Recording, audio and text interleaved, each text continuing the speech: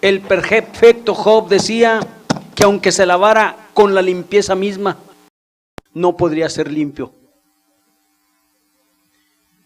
Había un acusador y estaba dentro de él, era imposible quitárselo. Ese acusador se llama conciencia. Había otro acusador, peor que su propia conciencia, y se llama todavía Satanás. Él no se podía quitar eso. Pero no nomás él, hermanos, no era el único varón que tenía, hermanos, cargos de conciencia por sus pecados. No era el único. A ver qué nos dice, hermano Jesaías. Jeremías. ¿Qué piensa Jeremías de la gente, del pueblo? ¿Qué piensa Jeremías de él mismo? Jeremías capítulo 2, versículo 22. Aunque te laves con lejía y amontones jabón sobre ti, la mancha de tu pecado permanecerá aún delante de mí, dijo Jehová el Señor. Gracias. Aunque te laves con lejía, aunque amontones un montón de jabones sobre ti, o espuma de jabón o jabón sobre ti, la mancha de tu pecado, dice Dios, permanecerá delante de mí. Aunque tú pienses que no tienes pecado, aunque tú pienses que el sacrificio de los animales, que la sangre de los animales te quitaron el pecado, Dios piensa lo contrario. Tu mancha permanece, no dice delante de ti, dice delante de Dios. Eso es lo que pensaban los varones en la antigüedad acerca del pecado, hermanos. El pecado, hermanos, ha deformado al ser humano. El pecado ahora ha hecho que haya mujeres que parezca que son hombres. Actualmente se les llama lesbianas. El pecado ha provocado que hay hombres que se vistan de mujeres. Actualmente se les llama de muchas formas. ¿Cómo se van a quitar eso, esas personas? Se levantan iglesias de pastores homosexuales con una congregación de homosexuales. Delante de Dios su mancha permanece. Se levantan iglesias, hermanos, en Austin yo conocí dos, una de homosexuales y una de lesbianas, donde la pastora es una lesbiana y las congregantes son puras lesbianas. ¿Cómo pretenden ser salvas de esa manera esas personas? La mancha de su pecado ahí está. No hay forma de quitarse el pecado. No hay forma, hermanos, de quitarse la deformación que ha provocado el pecado. Los hombres por causa del pecado se transforman en bestias. Dejan de ser seres humanos y se convierten en animales. Esclavizan al ser humano, esclavizan a sus esposas, a sus hijos, o al revés, las esposas a los esposos y a los hijos. Hermanos, ¿de dónde vienen las guerras? Dice el apóstol Santiago. ¿No es de las pasiones que combaten en vuestros miembros? Y está hablando no de los inconversos, está hablando de los conversos, de los miembros de la iglesia en los días del apóstol Santiago. ¿De dónde vienen las pasiones? Vienen de los miembros de cada cuerpo. Hermanos, y que en un debido momento, aquellos hombres que tienen apariencia de piedad, aquellas mujeres, hermanos, que de pura delicadeza, dice el profeta Jeremías, no osarían poner la planta de su pie de tan delicadas que son, y que en un momento dado están dispuestas a comerse a sus propios hijos, como ya sucedió en los días de los profetas. Se comían a sus propios hijos. Esperaban a que el esposo se durmiera para matarlo y luego comérselo en oculto. El hombre se convierte en una bestia. El hombre se convierte en peor que una bestia, porque las bestias, hermanos, se guían por instinto, el ser humano por razonamiento, y tiene un grado muy superior de inteligencia en comparación con los animales, y con todo y eso, el hombre es considerado peor que una bestia. ¿Cómo quitará el hombre las manchas de su pecado? No se dan cuenta allá afuera las gentes, por más que les hablamos a uno y a otro, una y otra y otra y otra. Uno le habla y otro le habla y otro le habla, y pasan los años y no se dan cuenta, hermanos, de la terrible condición en que están, que tan pronto como mueran, inmediatamente irán a parar sus almas al infierno, y será demasiado tarde. Ahí donde muchos millones creen que no existe, ahí es donde precisamente van a ir a parar. Pero Dios nos ha dado la oportunidad a nosotros de librarnos. Y esto no es cosa de nosotros, esto es cosa de Dios. Hermanos, un carro de último modelo, si hay un incendio y ese carro está en medio de puros árboles, y si hay un incendio, el carro no tiene razonamiento para decir, me voy a quemar, me voy a ir de aquí. Si su dueño no lo mueve, ese carro, aunque sea del último modelo, aunque sea de los más caros, se va a quemar, porque no tiene, hermanos, no tiene razonamiento propio, no puede moverse por sí mismo. Así, si Dios no nos hubiera traído a su camino y nos hubiera abierto los ojos y nos hubiera dado un nuevo corazón, nosotros iríamos derecho al infierno gracias a las manchas del pecado que recibimos de nuestros padres y ellos de sus padres, y así sucesivamente, generación tras generación, porque el hombre estaba destituido de la gloria de Dios. Pero Dios buscó, hermanos, una forma de eliminar las manchas de nuestro pecado. ¿Qué más sigue diciendo, hermano Jesaías? ¿Ya se acabó? Hermano Al. Miqueas 6 y 7 dice: ¿Con qué me presentaré ante Jehová y adoraré al Dios Altísimo? Espérame tantito, hermano. El hombre peca, hermano, falla, y trae en su conciencia: ¿y cómo me presento delante de Dios? Le da vergüenza aún doblar su rodilla, le da vergüenza levantar su rostro porque sabe que pecó, sabe que le falló. Y no estoy hablando del hombre común, el hombre que es considerado como un animal. La palabra de Dios dice: porque el hombre animal, en otra versión, no en la nuestra, el hombre animal no percibe las cosas que son de Dios. 1 Corintios 2, 13 y 14. En nuestra versión dice el hombre natural, pero en otras versiones dice el hombre animal no percibe las cosas que son de Dios porque se han de discernir espiritualmente. Hermanos, ¿en qué condición está el hombre animal? Este es el hombre espiritual. Y el hombre espiritual a veces le falla a Dios y se pregunta: ¿cómo o con qué me presentaré delante de Dios? Le da vergüenza levantar su rostro. Estoy hablando del nacido de nuevo. Estoy hablando del que ya tiene conocimiento de pecado. Estoy hablando de aquel que se siente mal porque le falló a Dios. No estoy hablando de aquel que peca y peca y peca y viene y está como si no hubiera pecado. Esa persona, perdónenme si ofendo a alguien, pero no está dentro del camino de Dios. No está dentro del reino de Dios. Debe de nacer de nuevo, porque si no, no es considerado hijo de Dios. Es considerado una creación solamente. Y la creación no se va a salvar. Hermanos, si el hombre espiritual, el nacido de nuevo, se pregunta, porque estamos hablando, hermanos, que el que dijo esto fue el profeta Miqueas: ¿con qué me presentaré delante de Dios? ¿Con qué me presentaré para adorarlo? No estamos hablando del inconverso. El inconverso no tiene cara para presentarse. El inconverso es como el ejemplo que les puse, como el carro que está en medio de un bosque y hay un incendio y no hay manera de que el carro corra por su propia cuenta, salga por su propia cuenta. Necesita que el dueño vaya y lo saque. Así el dueño, el creador de todo, aquellas personas necesitan que el dueño vaya y lo saque, como nos sacó a nosotros. Nos sacó del reino malo y nos introdujo a su reino, al reino de Dios. ¿Qué más, hermano Al? Me presentaré ante él con holocaustos, con becerros de un año. Le voy a presentar a Dios, le voy a traer un becerro de los más gordos, de un año, como a Dios les gusta, sin defecto, perfecto. ¿Un becerro quitará mi pecado? ¿Un becerro quitará la afrenta que le hice a Dios? Dice David, hermanos, porque yo sé que no quieres sacrificios, los cuales yo te daría. No quieres holocaustos, los cuales yo haría con gusto. Porque los sacrificios de Dios son el espíritu contristado. Un corazón contrito y humillado no rechazarás jamás tú, oh Dios. Y en esas condiciones estaba él. Hermanos, de nada servía que el israelita llevara un becerro, o 2, o 10, o miles.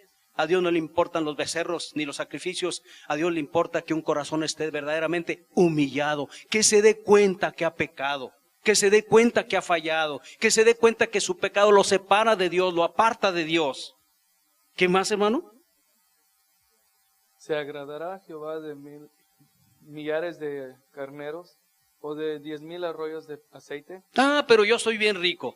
Yo tengo pozos petroleros. Yo tengo mucho ganado. Le voy a llevar a Dios por mi pecado todos los animales que tengo en mi rancho. Le voy a llevar 10,000 arroyos de aceite, porque el aceite es oro puro, oro negro. ¿Se agradará a Dios de eso? Dijo el profeta Miqueas. Miqueas era pobre, hermanos. Miqueas no era rico.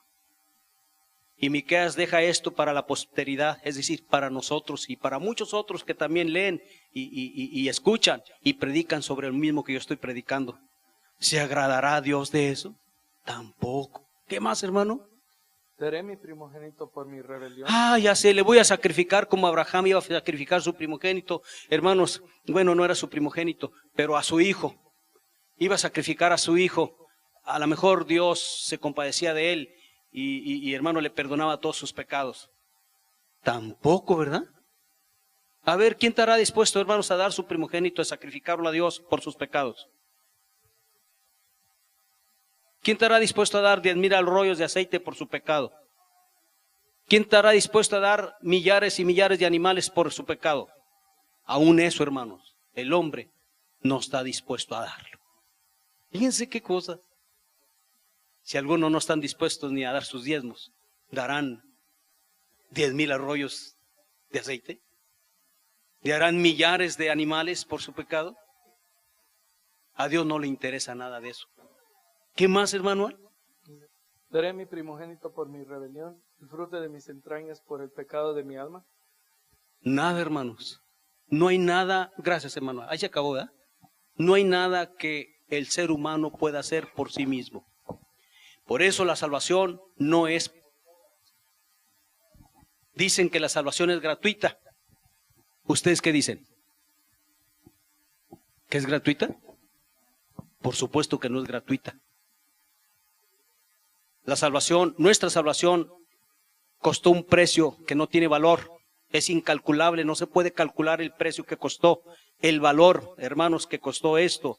El sufrimiento, la angustia de un padre, el sufrimiento y la angustia de un hijo, hermanos, el dar su vida por gente depravada, gente sin misericordia, gente ladrona, asesina, adúlteros, fornicarios, hermanos satánicos, idólatras, maldicientes y una lista de más de 100 abominaciones que el hombre comete y que, hermanos, los comete como si fuera nada. Está dispuesto a matar como están, está dispuesto a que lo maten, no le importa, la vida no tiene valor para él. Al decir que la vida no tiene valor para él, tampoco tiene valor para él la vida de nuestro Señor Jesucristo que ya dio, no le importa. Es como aquellos que siguen guardando raíces de amargura en su corazón contra alguien.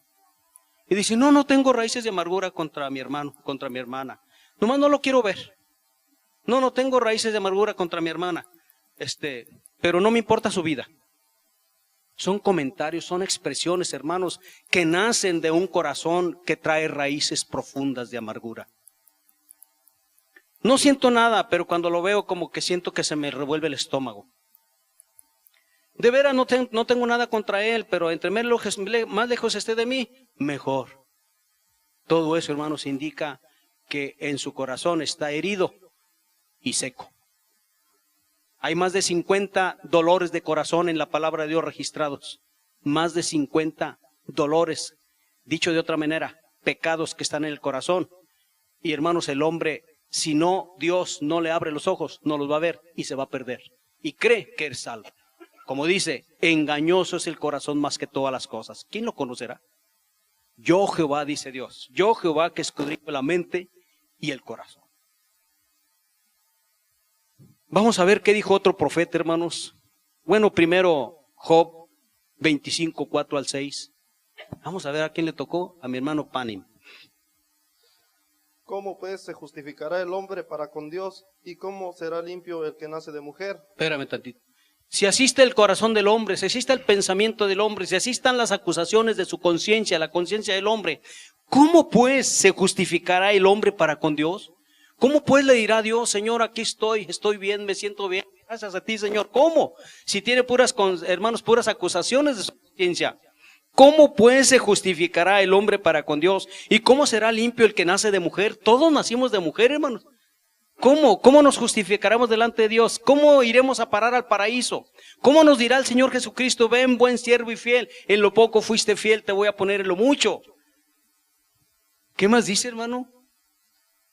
He aquí que ni aun la misma luna será resplandeciente, ni las estrellas limpias delante de tus ojos. Hermanos, pero nosotros vemos la luna llena en el mes de octubre, que es el mes en que nació el Señor Jesucristo, y la gente dice, oh, qué luna tan grande, qué luna tan hermosa. Y nosotros decimos, es que es la más grande de los 12 meses del año, mes en que el Señor Jesucristo nació, una luna enorme, hermanos, día 15, hermanos, resplandeciente, que sale más o menos a esta altura, hermanos, y decimos hasta parece de plata, otros dicen parece de queso, otros los poetas se sienten inspirados, hermanos, para componer poesías, y sin embargo, Dios dice, aún la luna no tiene el suficiente brillo como para que Dios la considere que es limpia.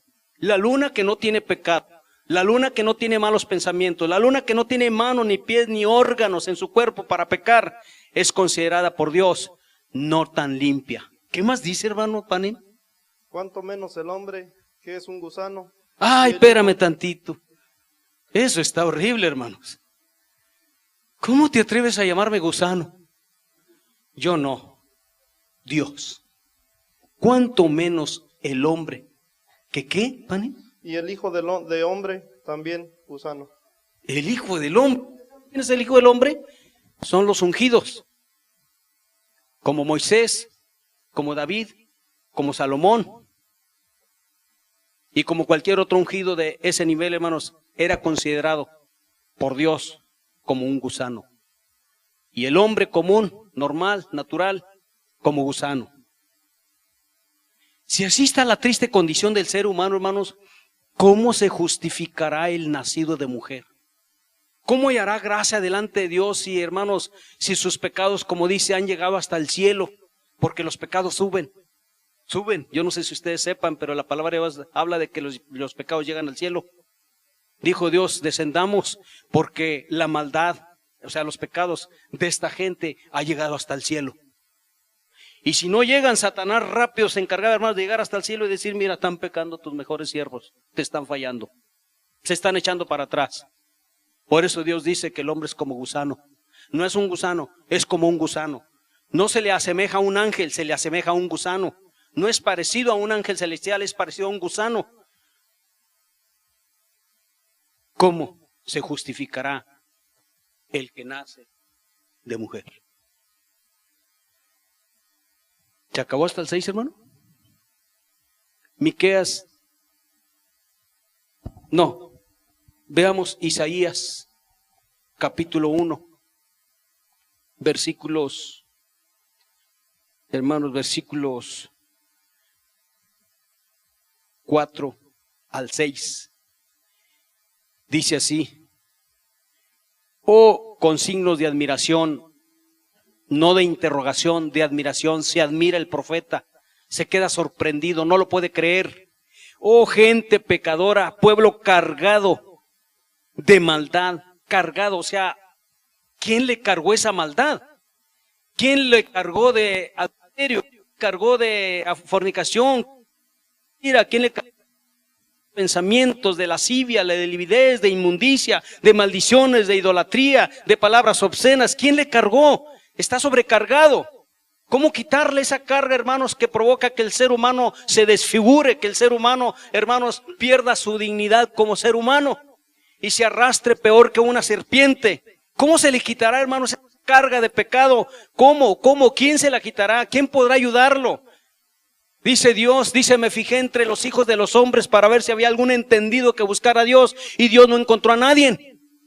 No había nadie que intercediera, hermanos, no había nadie que buscara a Dios. Cada quien estaba ocupado en su propia vida. Como dice, cada uno corría detrás de la mujer de su prójimo como caballo bien alimentado, relinchando como un caballo detrás de una mujer, de la mujer de su hermano, de la mujer de otro. Cada uno, hermanos, el que tenía dinero le decía al profeta, ¿sabes qué? Te doy tanto, pero profetízanos cosas buenas. Te doy tanto, pero ya no nos profetices lo que Dios dice, profetízanos cosas buenas. Ya no queremos oír cosas malas, queremos oír cosas buenas.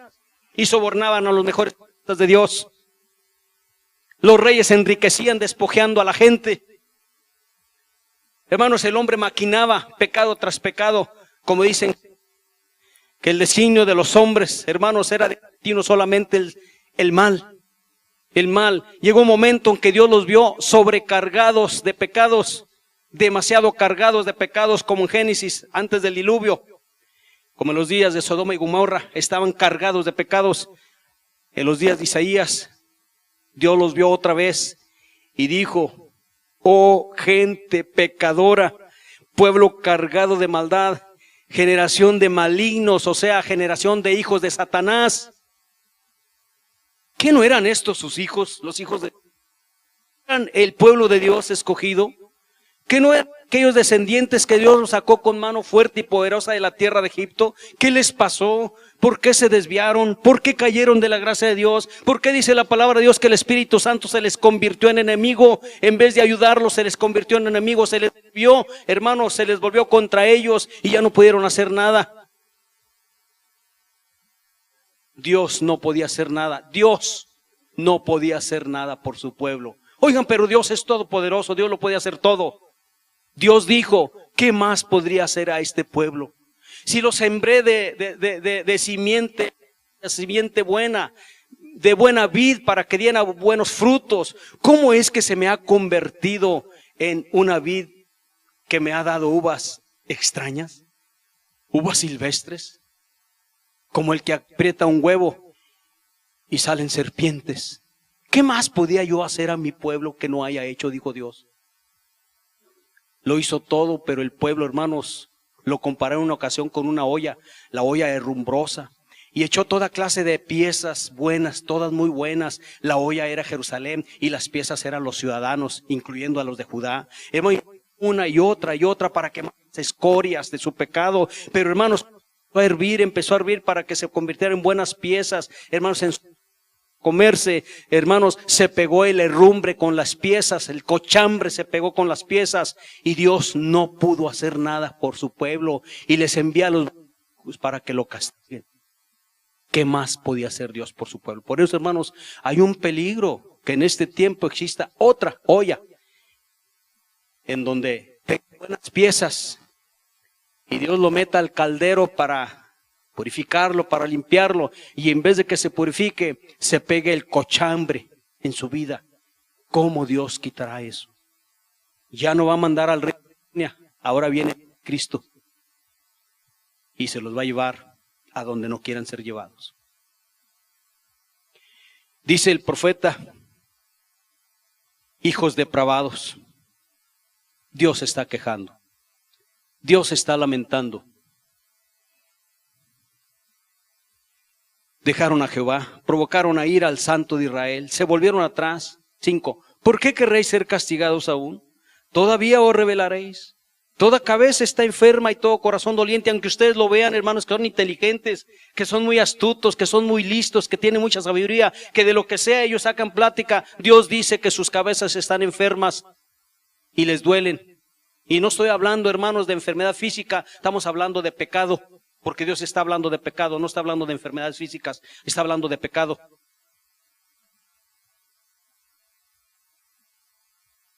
Toda cabeza está enferma y todo corazón doliente, o sea, sufren, se lamentan. Donde nadie los ve, realmente son lo que son, pero cuando están en público, hermanos, parece que están muy bien. No es cierto, es puro mentirero. 6. Desde la planta del pie hasta la cabeza no hay en él cosa sana, sino herida, hinchazón y podrida llaga. No están curadas ni vendadas ni suavizadas con aceite. Esa es la condición del hombre. ¿Cómo se justificará el nacido de mujer? Dice que Dios, hermanos, se fijó entre los hijos de los hombres y se fijó a ver si había alguno que hiciera vallado a favor del pueblo, es decir, que intercediera a favor, que pidiera a favor, que rogara, que suplicara a favor. Y Dios se maravilló, se sorprendió y no encontró a nadie, ni siquiera de sus mejores hombres, intercedían ya por el pueblo. Y se desvió, y se desvió, y se desvió, ya no había nadie. Nadie pedía por nadie, nadie oraba, nadie rogaba por nadie. No podía Dios creer que su pueblo se le convirtió en esto, en un montón de llagas podridas. Y la pregunta sigue en el aire, ¿cómo se justificará el nacido de mujer? El mismo profeta Isaías llegó el momento, nuestros reyes han pecado, nuestros padres han pecado, y nosotros hemos perseverado en el pecado por largos tiempos. ¿Podremos acaso ser salvos? ¿Nos podremos salvar con todo y que hemos perseverado tantos años? cabía la pregunta, la duda existía en sus mentes, en sus razonamientos. Hermanos, dudaban de que realmente fueran salvos. ¿Saben por qué? Por la magnitud de sus pecados. No había forma de quitarse esa acusación, ese dedo amenazador. No eran hermanos ni hermanas, no eran pastores, no eran profetas, eran sus propias conciencias los que los acusaban. No podían hacer nada. Miqueas 7:19. Véanlo, por favor. Dice así. Eran tantas las formas, hermanos, que el hombre quería librarse del pecado. Algunos caminaban largas distancias. Desde la tribu de Efraín llevaban hasta donde estaba Jerusalén para ofrecer sacrificios a Dios, a ver si por ventura Dios les quitaba las manchas de su pecado. Desde Isaacar, desde Zabulón, desde todos los puntos, hermanos, donde fueron distribuidas las tribus, desde todas partes iban, hermanos, a presentar ofrendas a Dios, a ver si quizá se les quitaba su pecado. Otros pensaban, hermanos, como el profeta Miqueas, que un día Dios les quitaría sus pecados y se los pondría, como Moisés, como Aarón, se los pondría en los animales. De ahí nacen los dos machos cabríos, el macho cabrío por expiación y el macho cabrío por Jehová, el macho cabrío por Jehová y el macho cabrío por Azazel. Eran dos machos cabríos. Y en uno de ellos, el de por Jehová, era sacrificado. Y ahí el pueblo le ponía sus manos sobre la cabeza del macho cabrío, porque Dios, hermanos, les hizo creer, les hizo entender que ahí se iban sus pecados en el macho cabrío. A otros les dijo, pónganle las manos al macho cabrío vivo y ese lo vamos a mandar al desierto para que sus pecados y allá los dejen en el desierto. El espíritu de adulterio, el espíritu de fornicación, cualquier espíritu, ahí se lo lleva el macho cabrío y queda en el desierto. Todo aquello, hermanos, solamente fue sombra del que habría de llevar los pecados de la humanidad. Pero la gente creía de esa manera, pero no se podía quitar la acusación. La gente pensaba realmente que al poner sus manos sobre el macho cabrío, realmente sus pecados, hermanos, iban ahí. Lo que no iba a su conciencia y su conciencia le seguía acusando y cada año tenían que hacer memoria por los pecados que habían cometido. Cada año era terrible. Era horrible, hermanos, tener la conciencia siempre, en todo tiempo, en el día, en la noche, acusándolos, has pecado. ¿De qué estás hablando? ¿De qué estás profetizando? ¿De qué estás predicando si pecaste? No se podían quitar eso. Era una pesadilla para ellos. Un profeta se fue más allá y profetizó, hermanos, que Dios iba a sepultar en lo más profundo del mar todos los pecados. Véanlo, por favor. Miqueas 7:19 y dice, Él volverá a tener, desde el 18 dice, ¿qué Dios como tú que perdona la maldad y olvida el pecado del remanente de su heredad?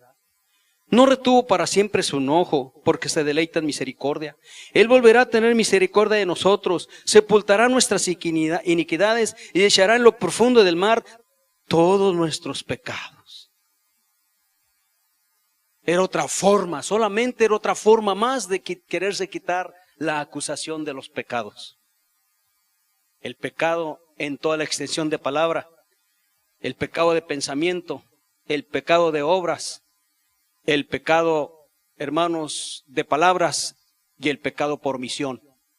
No había manera, pero un día dijo un profeta, Dios los va, es futuro, los va a echar en lo más profundo del mar. Y el tiempo pasó y resulta que nunca sucedió.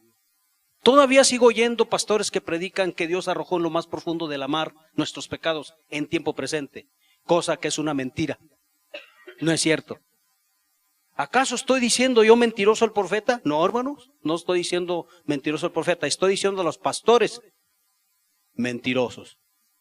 Porque los pecados jamás se arrojaron en lo profundo de la mar, y si no, sáquenme una escritura, una. De donde ustedes quieran, sáquenme una escritura donde diga que, hermano, ya se cumplió esa escritura. Que Dios efectivamente echó en lo profundo todos los pecados de los seres humanos. No existen. No hay escrituras. Solo fue una expresión más. Una expresión más, hermanos, de la necesidad de los desesperados por quererse librar de los pecados. El tiempo pasó,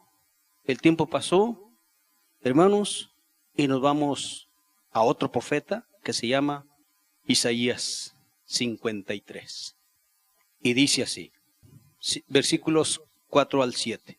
Nos da una idea más certera, más cercana, más clara en dónde habrían de quedar los pecados del ser humano. Isaías 53, 4.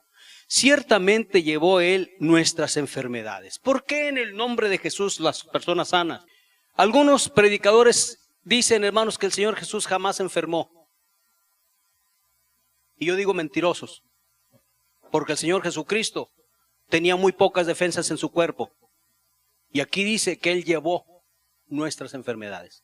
Por supuesto que se enfermó, solo que no se quejaba. ¿Por qué los fariseos decían, todavía no tienes 50 años y dices que eras antes que Abraham? ¿Quién te haces a ti mismo? Hermanos, tenía 32 años y lo comparaban con uno de 50, 20 años más viejo.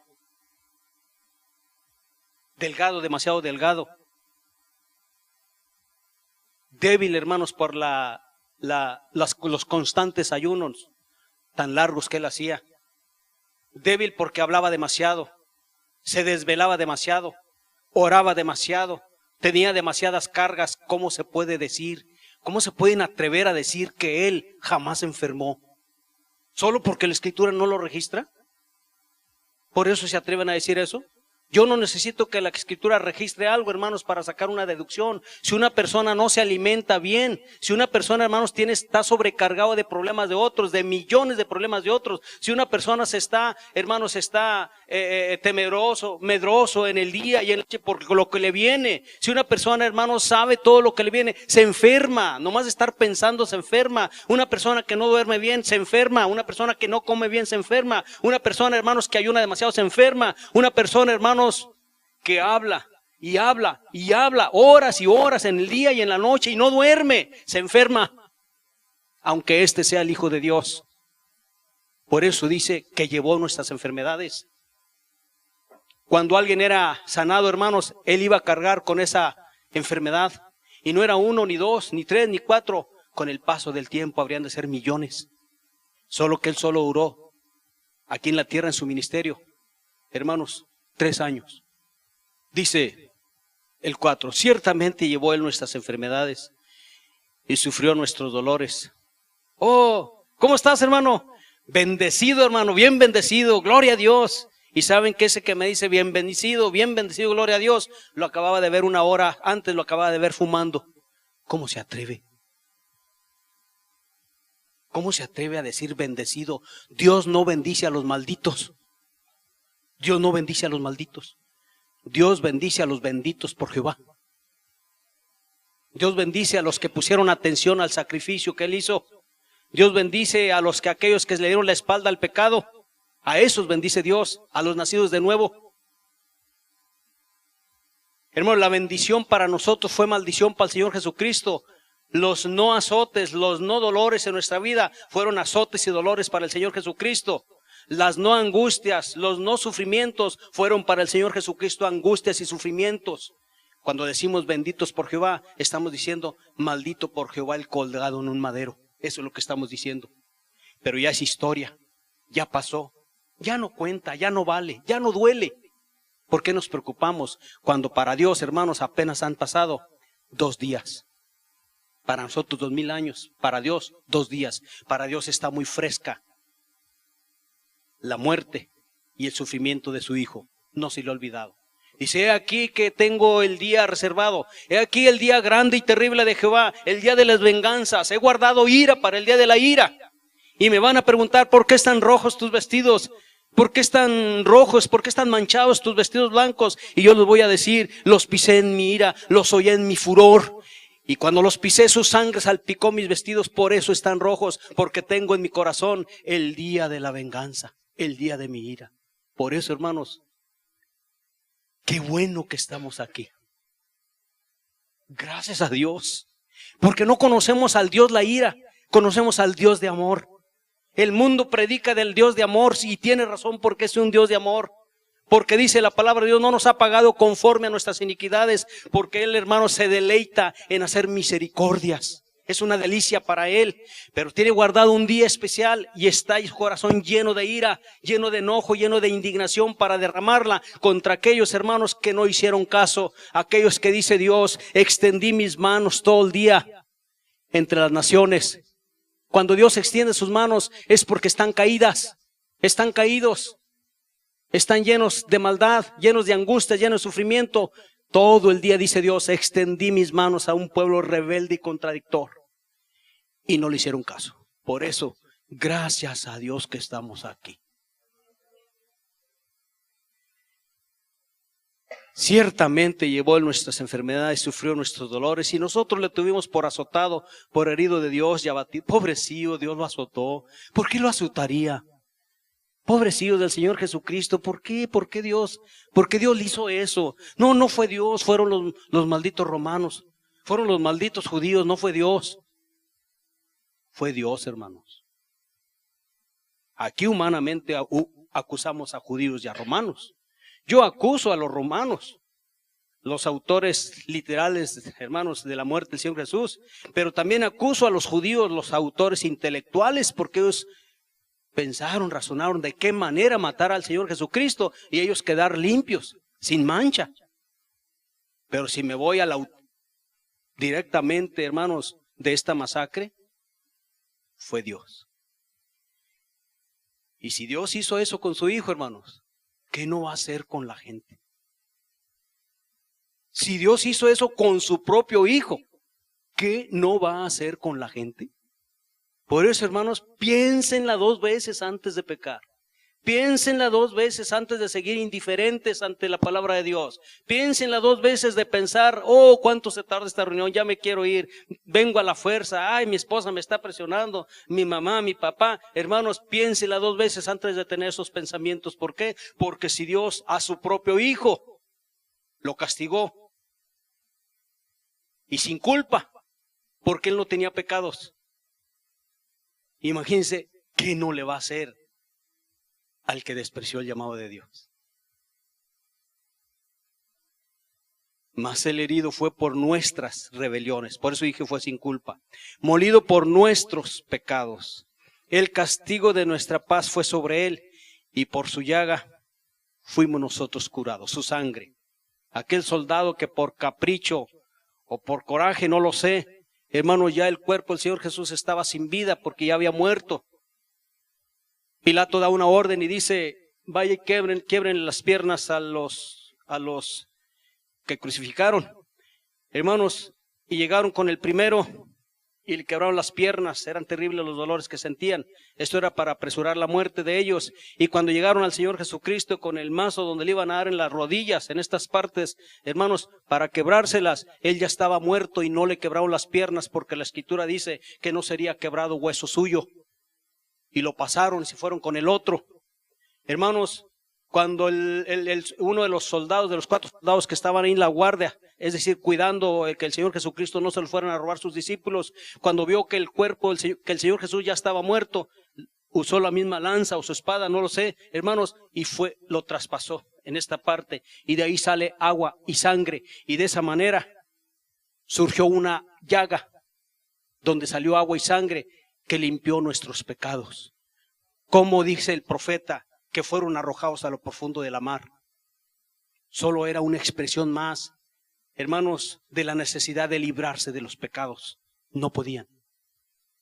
Por eso Zacarías capítulo 13 dice, en aquel tiempo habrá un manantial abierto para la purificación del pecado y de la inmundicia, de todo el que quiera, del que quiera venir voluntariamente porque no los forzan.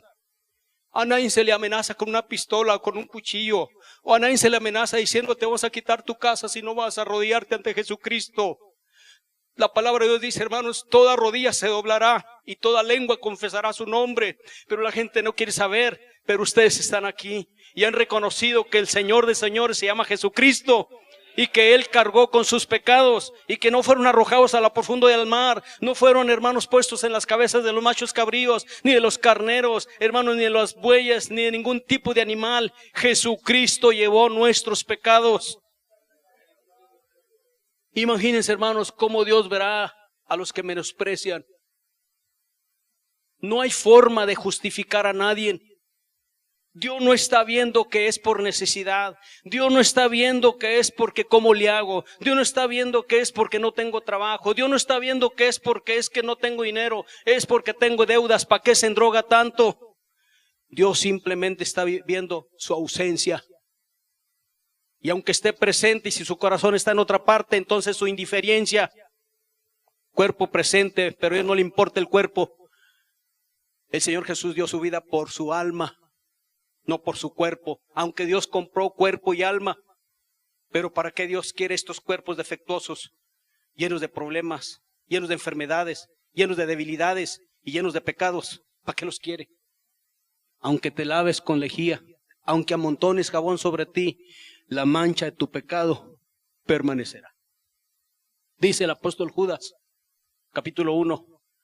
Estos, los que andan pecado deliberadamente, estos son manchas que mientras comen, mientras se apacientan a sí mismos, mientras comen impúdicamente en vuestras fiestas, se deleitan. Estos, dice Judas, el apóstol Judas, son manchas. No es una mancha en su persona. Toda su persona es una mancha, una terrible mancha dentro de la congregación. Una mancha que no puede quitarse, hermanos, porque ya están en el camino de Dios. Dice, desde la planta del pie hasta la coronilla de la cabeza son una llaga podrida. Lo negro representa, hermanos, lo contrario a lo blanco, es decir, lo negro representa la ausencia de la luz, representa tinieblas. Tinieblas representa escondrijos, mentiras, hermanos, alevosos, pecados premeditados, razonados. Hermanos, representa hipocresía, falsedad. Alguien dijo, yo no voy a la iglesia porque está lleno de puros hipócritas. ¿Y qué piensa que por eso se va a salvar? Al menos los hipócritas estamos tratando de salvarnos. Al menos los hipócritas estamos tratando de venir a cada reunión con esfuerzos, con sacrificios, con miedos, con temores. No todos somos hipócritas. Yo voy de acuerdo que haya unos 2 o 3, pero no creo que todos, hermanos. No lo creo. Estamos leyendo Isaías 53 y dice, hermanos, en el versículo 6, todos nosotros nos descarriamos como ovejas, todos. Aquí no hay con que el pastor no, y que el apóstol, y que el profeta, y que no, el reverendísimo, nada, hermano, aquí no hay nadie. Todos nosotros, dice, nos descarriamos, es decir, nos salimos del carril, como cuando un tren se sale, hermanos, de los rieles, se descarrila, se voltea, como cuando un carro sale de su carril y se mete a otro, y ahí viene otro carro y chocan, o le choca al otro. Hermanos, así, toda la gente, absolutamente toda la humanidad, todos los seres humanos, cada quien andaba en su propia vida, su propio camino, a su manera. Pero un día llegó alguien y pidió perdón, y le cayó una mancha al Señor Jesucristo. Y otro pidió perdón, y le cayó otra. Y otra, hasta convertirlo, hermanos, en un ser abominable. Desde la planta del pie hasta la coronilla de su cabeza, quedó como una llaga podrida. Dios, el Espíritu Santo, no podían estar dentro de ese cuerpo, no podían, porque Dios es muy santo, el Espíritu Santo es muy santo, no podían.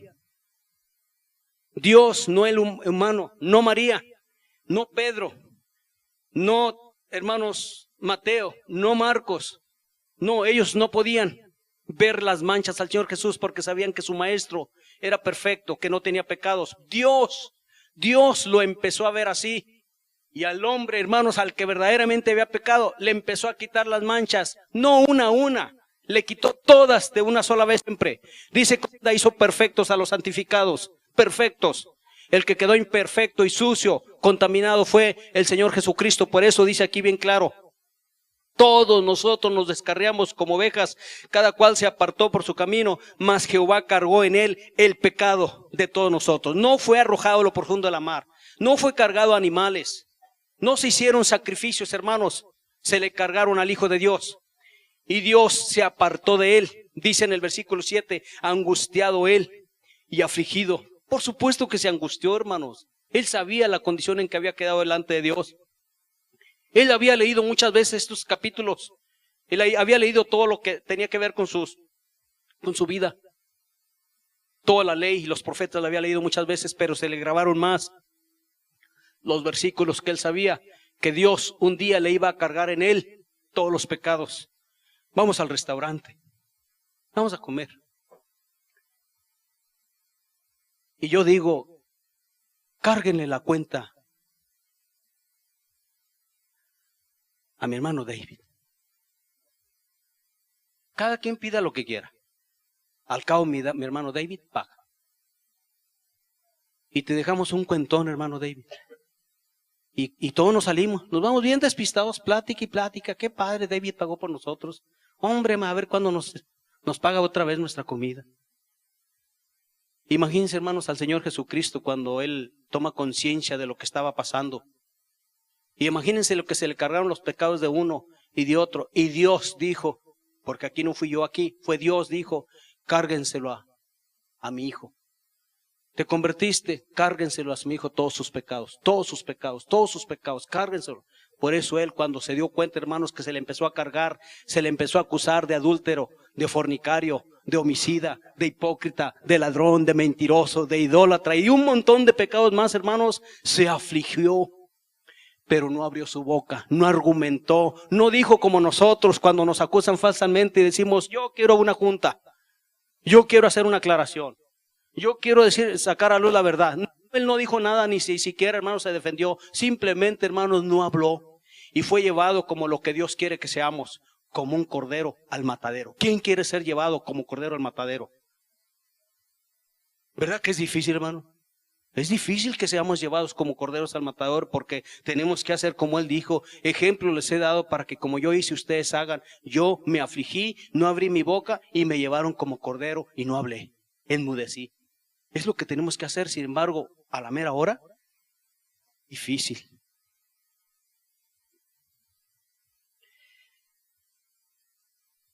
Mas Jehová cargó en él el pecado de todos nosotros. Angustiado él y afligido, no abrió su boca. Como cordero fue llevado al matadero y como oveja delante de sus trasquiladores enmudeció y no abrió su boca. Vamos a ver, hermanos, una de sus... Creo que fue la penúltima oración, es decir, la última y luego otra más. Mateo 26. Son unos versículos que he leído, pero quiero leérselos otra vez. 26, desde el 37. Y tomando a Pedro y a los dos hijos de Zebedeo, comenzó a entristecerse y a angustiarse en gran manera. Era más o menos como las 11 de la noche, hermanos, después de haber tomado la Pascua, la última Pascua con el Señor Jesucristo. Era el año 32 del mes primero, como a las 11 de la noche. Dice el 38, entonces Jesús les dijo, mi alma está muy triste hasta la muerte. ¿Por qué? Por la cantidad enorme de pecados que le iban a ser cargados. Todavía no se le cargaban, hermano. Pero él ya se había entristecido. Es como cuando alguien dice, es que me quiero matar, me quiero morir. Déjenme, me quiero suicidar. Es como aquellos que se suben a un edificio y quieren tirar. Como aquellos que bajan, hermanos, cuando ya tienen la soga en el cuello y quieren suicidarse. Otros no alcanzan y se suicidan. Así el Señor Jesús estaba triste, que hasta quería mejor suicidarse. Estoy muy triste hasta la muerte significa me quiero morir. Pero a nadie le importa eso. Aún a muchos de los que se congregan en las iglesias y entre nosotros mismos, hermanos, en donde nos congregamos, no les importa eso. ¿Y saben cómo lo manifiestan? ¿Saben cómo sé que no les importa? Porque no obedecen, porque no vienen, porque no se comprometen. Por eso sé que no les importa. Porque no cambian de vida. Por eso sé que no les importa. No les importa que el Señor Jesucristo, Dios piensa que hace 2 días su propio hijo estaba tan triste hasta la muerte y luego unas horas después lo mataron. No se suicidó, lo mataron. No se rebeló, no forcejeó, porque la Escritura dice claramente, y no fui rebelde, antes al contrario, fui obediente y no me eché para atrás. Aunque sentía que se quería echar para atrás, sentía que se acobardaba del momento, hermanos, pero no se echó para atrás. Quédense aquí, les dice, velen y oren. Dice el 39, yendo un poco adelante, se postró sobre su rostro orando y diciendo, Padre mío, si es posible, pasa de mí esta copa, pero no sea como yo quiero, sino como tú. La copa, hermanos, era la copa de la maldición. Era una copa simbólica, no era una copa literal. Simbólicamente, hermanos, representaba una maldición, un castigo. Eso lo pueden ustedes verificar con Jeremías capítulo 25, en la copa que se le da a todas las naciones. Un día beberán todas las naciones, ya la bebió su hijo. Pero Dios nos ha librado a nosotros. En vez de que la bebamos nosotros, la bebió su hijo por nosotros. Por eso todos los que estamos aquí, hermanos, somos benditos por Jehová, por la maldición que Jehová cargó en él. Y dice el Señor Jesucristo, Padre mío, si es posible, pase de mí esta copa, pero no sea como yo quiero, sino como tú. Vino luego a sus discípulos y los halló durmiendo y dijo, Padre, e dijo a Pedro, ¿acaso así que no habéis podido velar conmigo una hora? Eran como las 12 de la noche ya. 41. Velad y orad para que no entréis en tentación. El espíritu, la verdad, está dispuesto, pero la carne es débil. ¿Por qué decía él eso? Porque su carne estaba debilitada. Porque su espíritu estaba dispuesto, pero su carne no le ayudaba, como a nosotros. Tenemos mucha disposición, pero nuestra carne no nos ayuda. Nos hace mucho contrapeso. El Señor Jesús lo sufrió antes que nosotros. Otra vez, versículo 42, otra vez se fue y oró por segunda vez diciendo, Padre mío, si no puedes pasar de mí esta copa sin que yo la beba, hágase tu voluntad. Otra hora, hermanos. 43. Y vino otra vez y los halló durmiendo porque los ojos de ellos estaban cargados de sueño. Y dejándolos se fue de nuevo y oró por tercera vez diciendo las mismas palabras. 3 horas se pasó orando, hermanos, en periodos, en lapsos. Para entonces ya eran entre las 2 y las 3 de la mañana. Imagínense 3 horas a un hijo postrado, un hijo de rodillas, que no tenía pecados, que no tenía manchas, que no tenía de quien, ni siquiera los hombres lo podían acusar, porque él mismo les dijo, ¿quién de vosotros me redarguye de pecado? Lo retó. ¿Quién de ustedes, les dijo a los fariseos, quién de ustedes me acusa de un pecado? No había nadie. Pero no podía decir eso del Padre, porque el Padre lo estaba acusando por los pecados de toda la humanidad. Por eso estaba orando con tanta insistencia, con tanta carga. Padre, si es posible que pase de mí esta copa, es decir, Padre, si es posible que no me crucifiquen, si es posible que no me carguen los pecados que me vas a cargar, si es posible, mejor yo no quiero orar por la humanidad. Pero Dios escuchaba, pero no respondía, porque Dios lo escucha todo. Yo me imagino, hermanos, al Padre viendo a su único hijo, al que él engendró, porque en el cielo Dios no engendró jamás a nadie. A nadie, hermanos, todos en el cielo son creaciones de Dios. Dios no puede decir que Dios tiene un hijo en el cielo. En aquel tiempo no, porque todos eran creaciones. Dios aquí en la tierra engendró un hijo y ese único hijo lo da por la humanidad. Y Dios está angustiado, está afligido de ver que su hijo está a punto de acobardarse. Una multitud de miles de millones de seres humanos están a punto de ser enviados al infierno porque el hijo se está echando para atrás. El hijo se está acobardando. El hijo está suplicando al Padre. 3 horas seguidas está suplicando, Padre, no quiero llevar los pecados por la humanidad. No quiero que me cargues esos pecados. No quiero que se cumplan las profecías de Isaías, las profecías de David, las profecías de Moisés, de Miqueas, de Habacuc y de tantos profetas. No quiero, Padre, no quiero, pero el Padre no contestaba. Y en ese momento, hermano, la escritura que está tan trillada, tantas veces repetida por millones de personas, porque de tal manera amó Dios al mundo que dio a su Hijo unigénito para que todo aquel que en él crea no se pierda, mas tenga vida eterna. Dios nos prefirió a nosotros que a su propio Hijo. Y luego no respondemos, no venimos, no obedecemos, no nos guardamos, no nos cuidamos. A las primeras ya no queremos venir. A las primeras decimos, no hombre, es puro mentirero, no hombre, ando bien triste, ando bien agüitado yo. No, hermanos, acuérdense que el primero que sufrió esa debilidad fue nuestro Señor Jesucristo, pero la venció. Dice, no temáis, yo he vencido al mundo, vosotros también venceréis. No temáis, dice, yo he rogado al Padre para que vuestra fe no falte.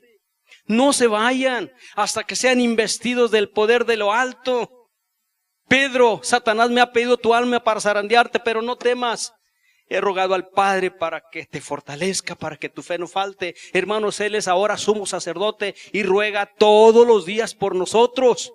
Tenemos que responder, tenemos que cambiar. Tenemos que ver, hermanos, que nuestros pecados no quedaron en lo profundo de la mar, no quedaron en animales, no quedaron en sacrificios de nadie, se le cargaron al Señor Jesucristo. Cuando el Señor Jesucristo está en la cruz y el Señor Jesucristo lastimeramente dice, Dios mío, Salmo 22 dice, Dios mío, ¿por qué me has abandonado? Porque Dios no puede estar dentro de un cuerpo maldito, lleno de pecado. No puede estar. Y Dios se va y el Señor Jesús se siente abandonado. Se siente como oraba David, devuélveme el gozo de mi salvación. No quites de mí tu Santo Espíritu, pero Dios le quitó su Santo Espíritu. Dios le hizo un juicio a su propio Hijo, juicio que era para nosotros. Dios lo encontró culpable, culpabilidad que era para nosotros. Dios lo condenó, lo castigó hasta morir, para que nosotros no seamos condenados ni castigados, sino que por su muerte nosotros tengamos vida y vida en abundancia. ¿Cómo no responder, hermanos? ¿Cómo no buscar la forma de venir a las reuniones cada que hay reunión? ¿Qué valdrá más un miserable trabajo que el sacrificio del Señor Jesucristo? ¿Valdrá más el dinero, hermanos, que el sacrificio del Señor Jesucristo? ¿Será de mejor valor el tiempo que tenemos usando en no sé qué, hermanos, que el tiempo que podamos estar aquí para nuestro beneficio? No hay nada que valga más que lo que el Señor Jesús hizo por nosotros, pero está en cada quien. Dios no nos quiere la fuerza. Dice en aquel tiempo, tu pueblo se te ofrecerá voluntariamente. Y los mensajes se dan, hermanos, precisamente para que ustedes se ofrezcan voluntariamente. A veces los mensajes son aburridos, a veces no tienen forma, a veces largos y tediosos. A veces queremos ponerles una flama de fuego a cada uno detrás de ustedes para que reaccionen, se den cuenta que estamos al filo de una eternidad en el infierno o al filo de una eternidad en el paraíso. Todo depende de nosotros. Yo no dependo de ustedes ni ustedes dependen de mí, dependemos directamente de Dios, de la misericordia de Dios.